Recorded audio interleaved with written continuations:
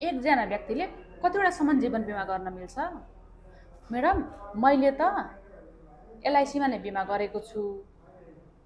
अब फेरि पनि मलाई हजुरको कम्पनीमा जीवन बिमा गर्न मन लाग्यो, गर्न मिल्छ कि मिल्दैन?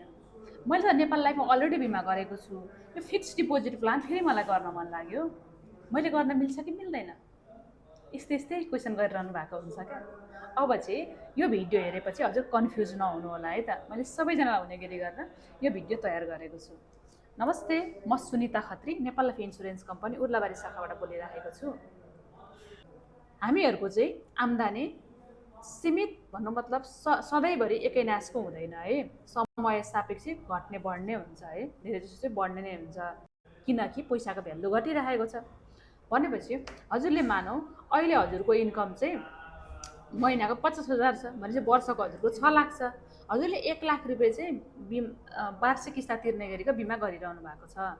अहिले हजुरको आम्दानी बढेर चाहिँ महिनाको 1 लाख रुपियाँ भयो भनेपछि वर्षको 12 लाख भयो।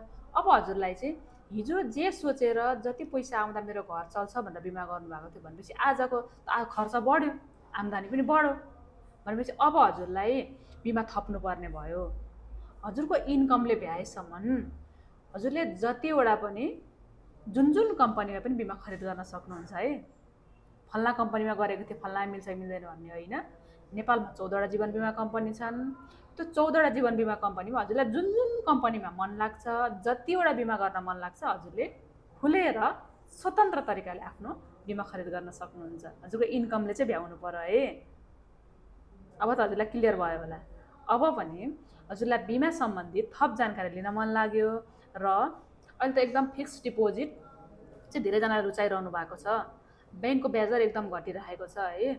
हजुरलाई पनि फिक्स डिपोजिट गर्न मन लाग्यो अथवा बिमा सम्बन्धी थप जानकारी लिन मन लाग्यो भने चाहिँ स्क्रिनमा रहेको व्हाट्सएप, भाइबर, इमोमा कल अथवा डाइरेक्ट टिकटकमा पनि मेसेज गरेर चाहिँ बिमा सम्बन्धी जानकारी लिएर हजुरले जहाँ हुनुहुन्छ अनलाइन अफलाइन हजुरले जसरी पनि बिमा खरिद गर्न सक्नुहुन्छ है त। धन्यवाद।